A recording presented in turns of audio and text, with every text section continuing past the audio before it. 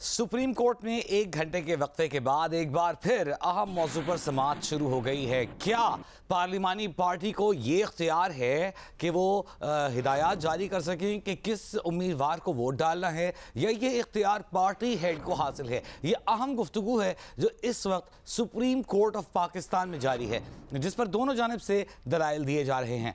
आज एक फैसले की गूंज सुनाई दी। वो फुल कोर्ट फैसला था जो कि 17 जजेस पर मुश्तमिल था। रावलपिंडी बार केस के नाम से जाना जाता है। 17 में से 8 जजेस ने यह फैसला दिया था कि पार्टी हेड को यह इख्तियार हासिल है कि वो फैसला करेगा कि किसे वोट देना है। और अहम और दिलचस्प बात यह है कि इस वक्त चीफ जस्टिस उमर अता बंदियाल उस वक्त उस बेंच का हिस्सा थे। न सिर्फ उस बेंच का हिस्सा थे बल्कि उस 8 रुकनी बेंच ने जो फैसला दिया था, आउट ऑफ 17 जजेस, उनमें उनके दस्तखत भी शामिल हैं। तो आज ये गुफ्तगू दौरान समाअत उठाई और चीफ जस्टिस उमर अता बंदियाल ने कहा, क्या ये मुमकिन है कि एक जज एक राय रखता हो और फिर कुछ अरसे बाद उसकी राय तब्दील हो जाए? और साथ ही उन्होंने ये भी कहा कि बार बार राय तब्दील करना भी अच्छी बात नहीं होती। आज सुबह कार्रवाई का आगाज हुआ तो बैरिस्टर इरफान कादिर, जो कि डिप्टी स्पीकर पंजाब असेंबली दोस्त मजारी की जानिब से वकील थे, अदालत में आए, रोस्ट्रम पर खड़े हुए और उन्होंने कहा कि फुल कोर्ट का हमारा मुतालबा तस्लीम नहीं किया गया और हमारी दरख्वास्त मुस्तरद कर दी गई, जिसकी बुनियाद पर हम मज़ीद अदालती कार्रवाई का बॉयकॉट करेंगे।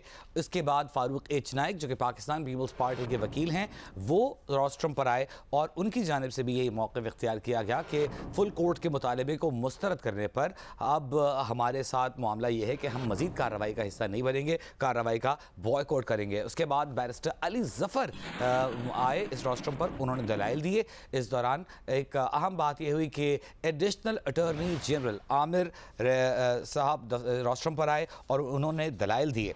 इस वक्त क्या सूरत हाल है हम जानेंगे। सुप्रीम कोर्ट में वज़ीर आला पंजाब के इलेक्शन पर डिप्टी स्पीकर की रूलिंग के खिलाफ केस की समाअत वक्फे के बाद दोबारा शुरू। उवैस रोस्ट्रम पर आ गए। सुप्रीम कोर्ट फैसले से कबल कुछ बातें सामने रखे, यह कहना है अहमद उवैस का।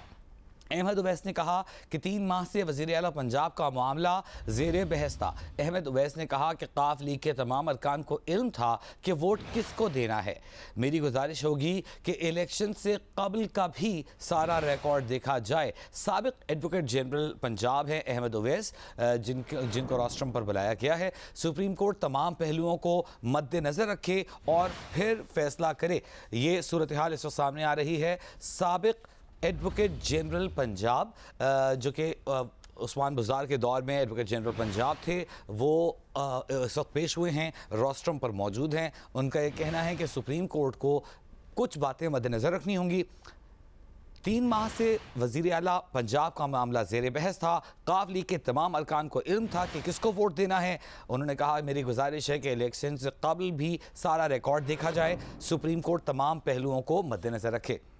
एक और दिलचस्प बात, जब हुकूमती इत्तेहाद ने बॉयकॉट का ऐलान किया है, ऐसे में एडिशनल अटॉर्नी जनरल, जो कि हुकूमती नुमाइंदे हैं, वो पेश हुए हैं अदालत में और उन्होंने कहा है कि अदालत की खिदमत में चंद गुजारिशात पेश करना चाहता हूँ। जस्टिस मुनीब अख्तर ने सवाल किया कि क्या वफाकी हुकूमत हुक्मरान इत्तेहाद के फैसले से अलग हो गई है? इस पर additional attorney general Aamir Rahman ने कहा कि नहीं, आर्टिकल 27A के तहत मैं अदालत की मुआवनत करूंगा। फैसले में कोई गलती ना हो जाए, इसलिए सबको मुआवनत की खुली दावत है। ये एक बार फिर बात दोहराई गई चीफ जस्टिस ऑफ पाकिस्तान की जानिब से। जिस वक्त 1 घंटा कबल ब्रेक हुआ, जस्टिस एजाजुल एहसन, जो इस 3 रुकनी मुअज़्ज़ज़ बेंच का हिस्सा हैं, उन्होंने फारूक एच नाइक को, जो कि पीपल्स पार्टी के वकील हैं, मुखातिब करते हुए कहा कि आप अदालती मुआवनत करें, अदालत की मुआवनत करें ताकि तमाम फरीक़ैन का मौक़िफ़ सामने आए। इस पर फारूक एच नाइक ने कहा कि मैं अपने क्लाइंट की एडवाइस का पाबंद हूँ और मैं चाहता तो हूँ कि मुआवनत करूँ, लेकिन मेरे फ़रीक़ ने, मेरे साइल ने मुझसे दरख्वास्त कर रखी है कि अब इस कार्रवाई का बॉयकॉट करना है, मज़ीद ताउन नहीं करना। डिप्टी स्पीकर पंजाब असेंबली की जानिब से वोटिंग हुई। 10 वोट काफ लीग के काउंट नहीं किए गए। उन्होंने बताया कि उन्हें चौधरी शुजात हुसैन का एक ख़त मौसूल हुआ है जिसमें नाम बनाम अपने अरकान के नाम दर्ज थे और उन्हें दी गई हिदायत ये थी कि परवेज़ इलाही को वोट न डाला जाए जो कि पाकिस्तान तहरीक इंसाफ के कैंडिडेट हैं वज़ारत आला के लिए, बल्कि हमजा शहबाज को वोट डाला जाए।